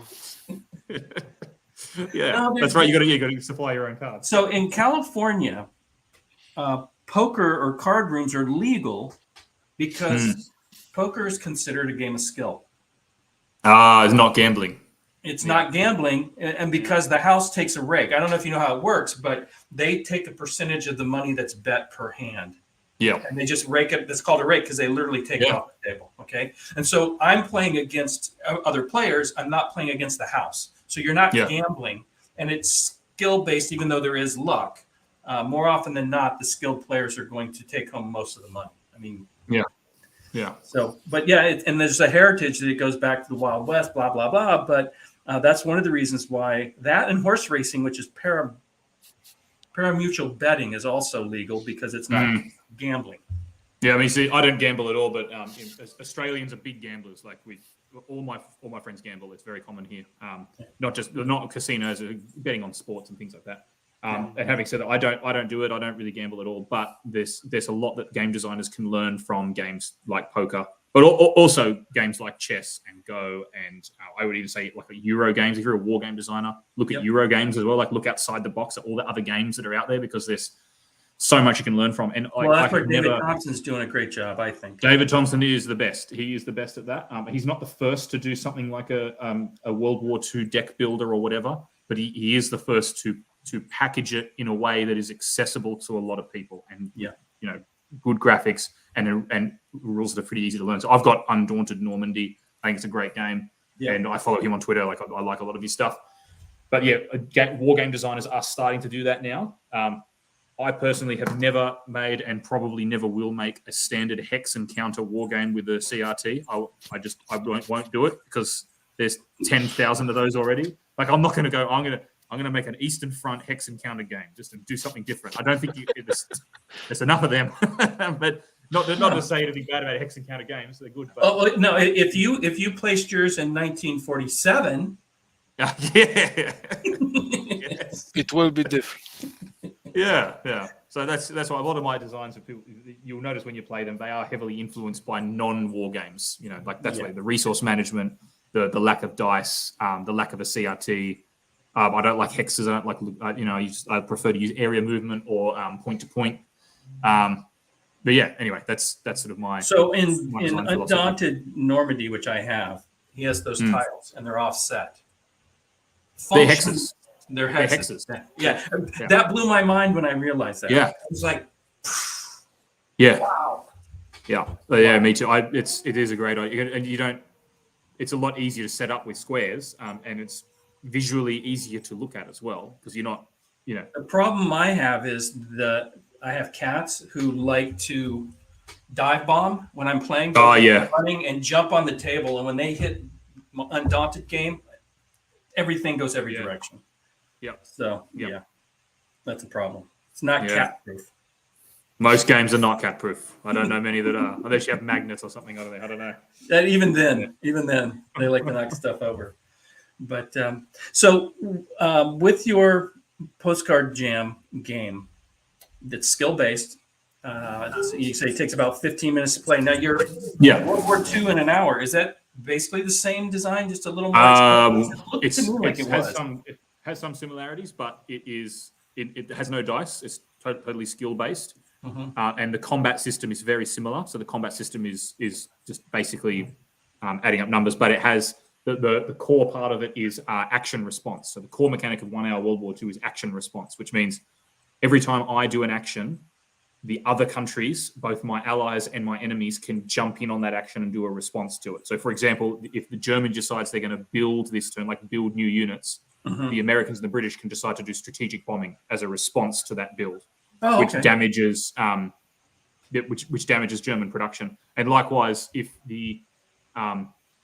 say the Soviets do an offensive on the Eastern Front, the Germans can then do a counter-offensive in the same space immediately after it. So every time you do a thing, other countries can do a thing as well. And that includes your allies. So the Americans can jump in on a British action and do a joint offensive. Or when the Soviets are building, the Americans can jump in and do a lend-lease action, which boosts their production. So effectively, there's zero downtime. You are always looking at all the other players and and so that you have a player board in front of you, a little faction board. It's only like a third of an A4 page. It has all your options on it, and you've got yours, but you are always looking at all the others as well. Yeah. So it basically takes your vision off your own little thing that you're doing down here, and it gets you interacting with all the other players, both your allies and your enemies. So that's kind of the core mechanic of the game. That and the commitment of reserves. It's all about holding on to reserves and when to commit them. So if you have units in reserve, you can send them to the front, but once they're committed and they're spent. And then you've got to spend actions cycling them back through to get them back to fresh and get them back into your reserve. So that's kind of the core of the game. It has a few other little nuances, but basically it's this action response mechanic. I would like to set that up for playtesters for us to play it on that. Sure, mate. I've got your email, I think, so I'll send it to you. Yeah. It's literally a PDF file at this stage, and it's an A4 page map. Okay. And it's one A4 page of counters that you can cut out or whatever. So do you mind if I turn that into a tabletop simulator? I've got a TTS mod for it already. Okay, send me the link for that. Someone's made one. Yeah, someone made it for me. I don't actually use TTS at all. I don't even have a Steam account, but I have another person who has made a TTS mod for me for 1 hour World War II. I will send you that link. Hopefully, if it doesn't work, we'll fix it up. But definitely give it a go. It's actually. I definitely want to play some of your games and try the skill, because I'm lacking in skill. I might learn a few things. No, I mean, because that to me, that's an interesting thing. Now, I'm going to kind of ask you a kind of an off-the-wall question, but it's been in my head and listening to you talk about some of the things with your design. I've got about 5 minutes, by the way, too. So last question then, and we'll let you go. So when I play games that have luck in it, and I don't mind a little bit of luck, but I find sometimes that games, people refer to them as harder when it's actually not any skill, it's luckier. Yeah. And I don't know, this is just a pet peeve of mine. Yeah. When somebody says, "Oh, this is easy mode and hard mode," and the difference is changing your RNGs, as sometimes we call it. Yeah. And so, what are your thoughts on? And again, this is just a little pet peeve of mine, but I kind of want to get some feedback, see if I'm like stupidly crazy. But I don't like the fact that somebody calls something hard when it's less likely. I don't know if we could come up with a better term to say that, this is skill based would be hard, but luck based is, again, I'm rambling, but I'm like, what are your thoughts on that just in general? I always go, if I play a game or I'm designing a game and it has luck in it, I will evaluate that game assuming that all the dice rolls will be average. Okay. Just assume the average. And same if it's a coin flip or whatever, or if it's, say, you've got cards and the cards have a value ranging from 1 to 5. Assume your average card is 3, just for argument, or whatever the average number is. Assume the average and play it, and that will give you an indication as to how balanced the game actually is. But you're right. Like luck, it's not. And so if the game is making it harder by throwing more random things at you that are harder to deal with. I mean, it's harder in one sense, but it's not because it's testing the limits of your skill. It might just be, well, you rolled badly. There's nothing you can do about it. You can mitigate it maybe, but and that's why I don't like it. I don't like luck for that reason as well, is especially games where the whole game can come down to a dice roll. That can be fun. Like, don't get me wrong, that can be a fun thing. Like, I roll the dice, what happens? It's a moment of drama. I think that can be fun in a 15-minute game, not a 4-hour game. No, that's right, and that's the problem. If I have my friends around to play a big game that goes all day, like a big, big meaty war game that goes for 6 hours, and then it all comes down to a dice roll, then I can understand why they get upset. They go, "Well, I could have won that. Like, I rolled a 1, all my efforts were wasted." And that's realistic. I get that. That's what happens in real life. Things don't go as you planned, but I get the frustration of people saying, I am not bad at the game. I didn't fail at the game. I just rolled badly, so it's not fair. I get that, and that's why. I'll leave you with this thought on that point. That's why I don't play games to win. Yeah. I play games for the experience. If I play a game for 3 hours and I have a good time and it comes down to a dice roll and I lose, I still had a good time. Yeah. I win, I lose, I don't care. It's a game. Yeah, that's right. But when I design games, I try not to put too much luck because I'm trying to go for balance. But I try to keep my games short in design. That's just me. I don't like to design things over an hour. Most of my games are sub 1 hour. Oh yeah, 1 hour is the sweet spot. I really think so. That's what I'm doing now. Most of the games I'm working on now are 1 hour or less. Because that's even 2 to 3 hours is a stretch now. I've got kids. We'll work full time, and my friends do. So it's very rare for us to play a game for 3 hours. And then try to less than an hour is good. Yeah. And even so, like we will occasionally get together and play Twilight Imperium and Axis and Allies, and that's an all-day event that we plan ahead for, and we make sure there's once a year kind of thing, right? Yeah, maybe a couple of times a year, maybe. Okay, not to be rude, I'm going to kick you out, boss. You got stuff going on. No, that's all good, mate. I've got to go pick up my daughter. I appreciate it. I'll get your game pre-ordered within the next year and a half, maybe. Shorter than that, I think. I will do it. I want to see what you're doing on the coin side of things.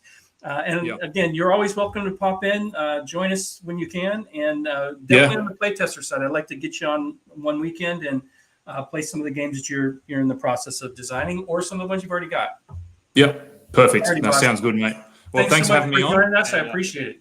Yeah, and I'm happy to come on here again. Great experience. Awesome. Thank you. All right. Be safe, my friend.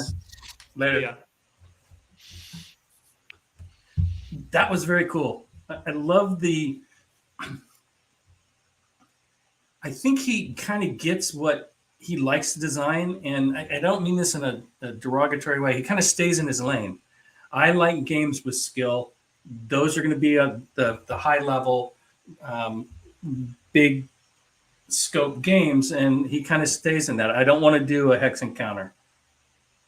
So he doesn't feel the need to do that. I like that because some designers, and myself included, I want to touch everything. I want to build a hex encounter just to say I've done it. So It I don't is know if I have a also lane. it is also a kind of trap that if we are designing a war game, most likely we need to create a hex encounter game because those are the majority of war games or what people think that they are Yeah. war games. Don't you Well, think that's no. changing though?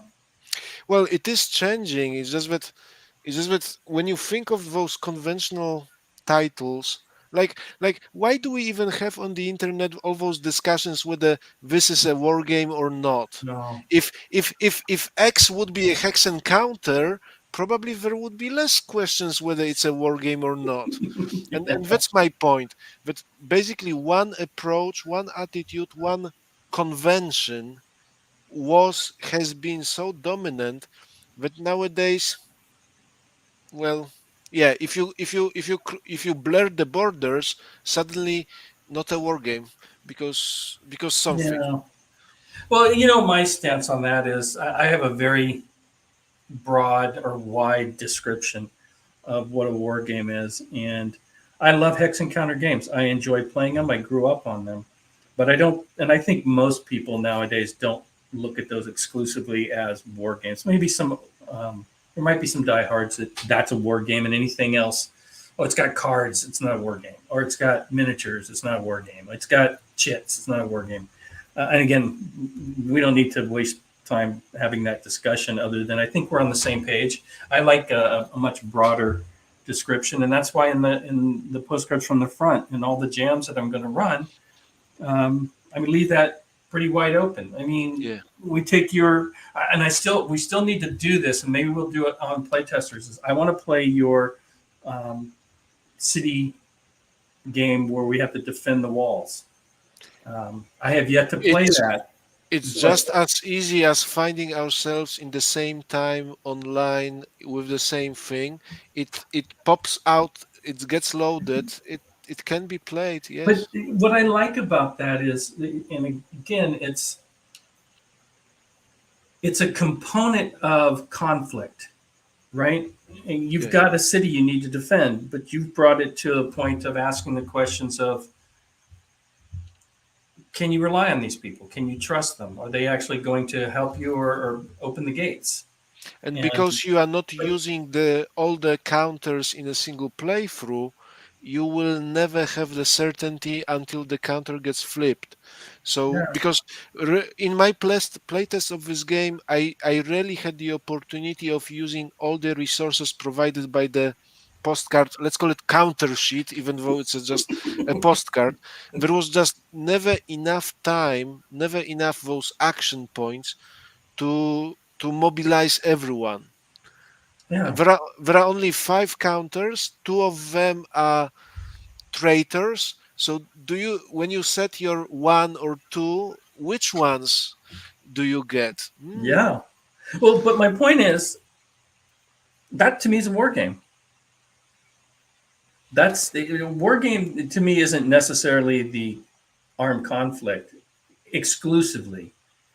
There's a lot of things that go on with it, and vocals levying campaign.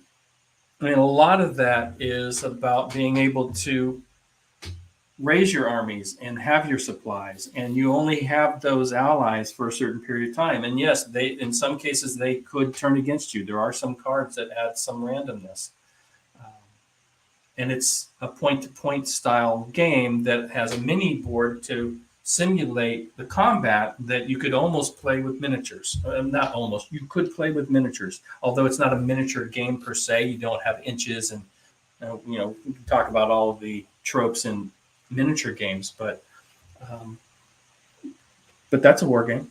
And when the majority of it is not, there's no hex, there's no counters, and it's not like you're The- always have to fight everything. Although It it's doesn't. very heavy in that, it's not. It It's doesn't have to be even the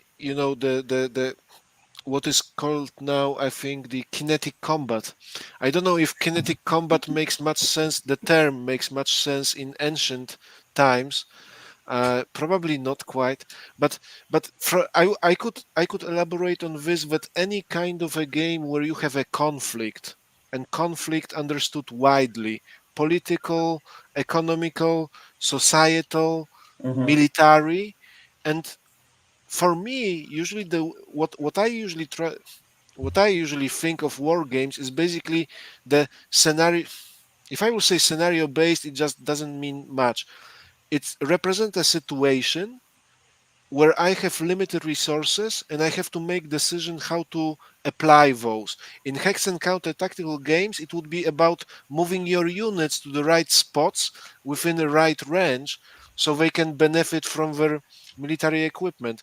In the city game, it's really about what to do, which zones are more important for me, and which avenues of approach of the bad hostile dice Right. do you protect yourself. And honestly, going by such a wide definition, this may be a game about, well, it a game about planting cherries in an orchard would fulfill my definition of conflict game, Yeah. because there are different decisions with different consequences.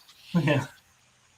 One of the big things, on a side note, that one of my long dreams is basically to create a human resource personal management kind of a game, where you basically assign certain commanders at certain points of your force without knowing what exactly they will do. And the game isn't about leading your units, but rather allocating the right talent to the right place at the right time.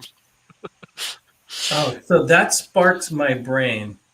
I Oh love talking to no. you on this stuff because something like that, you could have, oh my God, you could have that has so many permutations. I'm just going to throw out Bec- something here.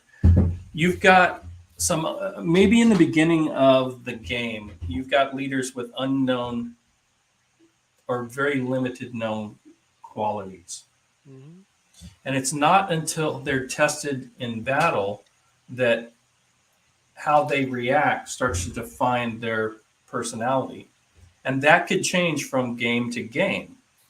So, General A, you sit down one game, they're aggressive. So, the second time you use them, they're more likely to be aggressive than passive. And however you build the mechanics to define what that personality is randomly or not so randomly, again, whatever your mechanics are, then you get to know, hey, that General Lee, the first time he went into combat, nobody knew he wasn't General Lee. You know, Yeah. he wasn't who he ended up being. But at some point, you realize this dude's got some skills, and that carries into the metagaming, if you want, in real life in future combat, because now your opponents know a little bit about how you might be. It could be intimidating. And that would be an interesting game to see the evolution of your leaders, where at some point and if you lose one, now how does that second in command step up?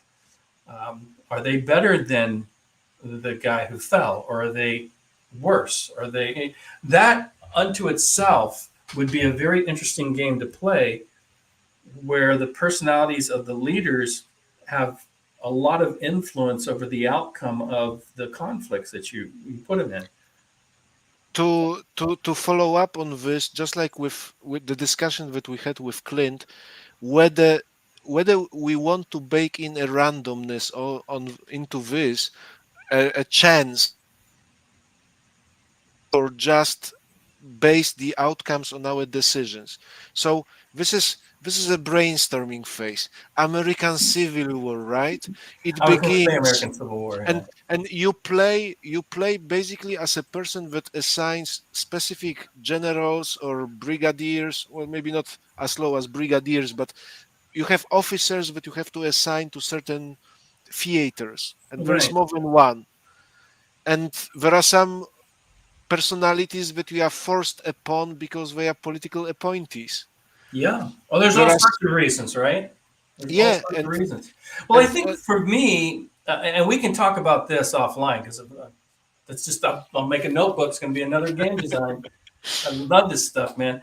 But for replayability, you don't want to have, let's say, a predetermined mentality, and you go, "Oh, I got General Jones."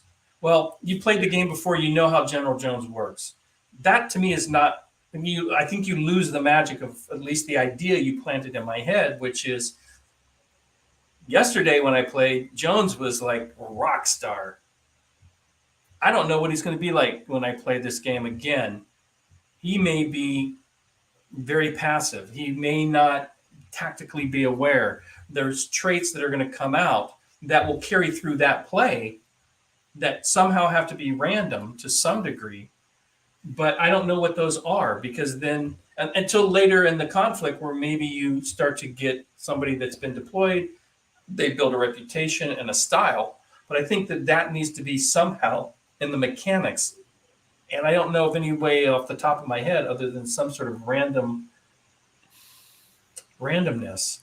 So to stay in spirit what Clint was saying, let's leave it to the decisions of the players. The outcome depends on the matchups of the officers that will end up, in the same theater. You know what they are. There are 5 generals for south and 6 for north in this theater, in this phase of the war, but you do not know which ones will be sent against you. So you have to think. Well, it's just once again brainstorming. Yeah. Don't, Well, you've given me food for thought. Although my mind is still on Toot Toot. I that's all still want right. to. I want to play that one again. That one. I just again. I love the concept of the sound. And you said you've done something to change the levels on that. So forgive us, dear audience, Yeah. because I am talking about myself again. There are some changes that are coming in with Tut Tut. What I'm trying to work on is basically create certain situations that I think are representative of the ancient hoplite warfare. And for this reason, I want to increase the importance of skirmishers and their effect on the situation on the table, but also right in the game that you have seen so far, there were 4 levels of volume Uh-huh. present. But if actions add 1 or 2, you max out pretty quickly. So I wonder if certain situations that I'm craving for in my game will be actually happening if those levels, there will be 5 of them. So in other words, just to give some kind of more juicy example, in the game that I have demonstrated to you, moving heavy infantry creates the same level of noise as running away units that route. 2 levels. But what if I would to differentiate this? Runners, people who route make more noise. 3. And the organized, I will just keep away my fingers from this. Yeah. The No, no, organized no. This is interesting for me anyway. drill troops create a little less. And once again, it is just my hope that by scaling this difficulty, you are able to disrupt your enemy by using skirmishers or some other things. Let's put Okay. it this way. Sending running unit through the enemy lines, basically. Okay. Then just setting the attack orders for all units on all sides and just let it through. Observe, really.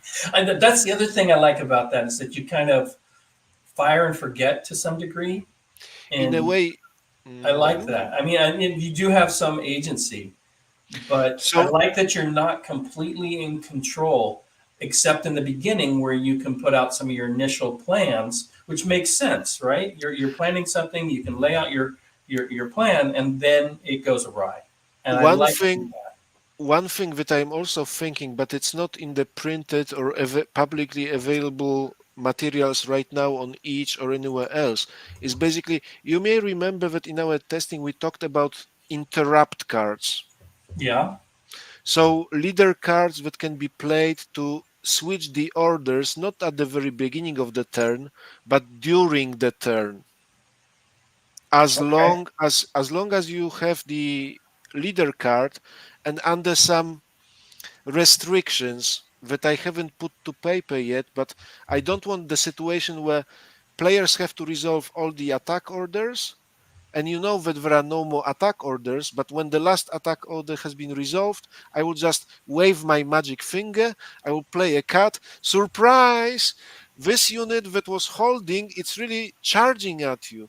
No, no, no. So I have some ideas that are being developed. They are not Okay. really put into the publicly available materials. Mm, That sounds some so official. The publicly available materials. whoever wants to still download those PDF files, I from each know. I website. just love the description. Just saying. Well, in any case, so there are some things that need to be explored further, because what I Okay. have found during the designing, in my designing experience, ideas are cheap. It is easy to Oh, come up with the ideas, but what I have found difficult as a designer is to understand or grasp immediately all the consequences of the modifications that I can come up with. yeah. In it's what is required. I think you just need to play it. You keep testing and see what Well, kind of I think I freak. told you when David, who's my co-designer on some of our hobby board games, um, we'll sit down and have a couple of beers, and we'll sit out on his patio for hours talking about game design. And if we come to some sort of like, hey, that's a great idea, that's a great idea, but we always say, but we got to play test it.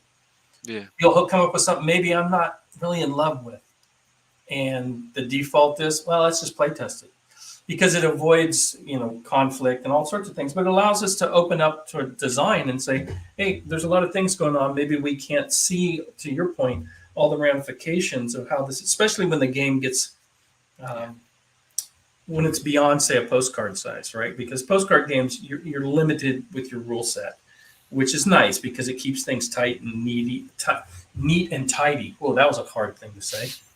Um, but one thing, we're getting close to the 2 hour mark, so we can shut it down here in a little bit. But with your noise level, I have a mhm. slight request. Could you make it go to 10 or 11?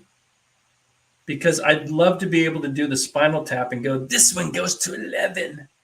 So I guess that, I mean, it on Stupid request, but one way about it is basically changing the visual concept, the representation of the speaker and the waves that go out. Why not knob that we just twist and turn, and even if you say that this is the 10 or 11, it doesn't necessarily mean that I need 11 levels of noise, just in certain increments, and eventually it's just, yes, it goes over to the top. I mean, it can be done for, if not for any other reason, it is because Toot Toot as it is visually, it is my intention as a designer to have anachronistic visual concepts, just yeah. like this speaker that is doesn't feel right with in ancient Greece. I mean, knob with digits.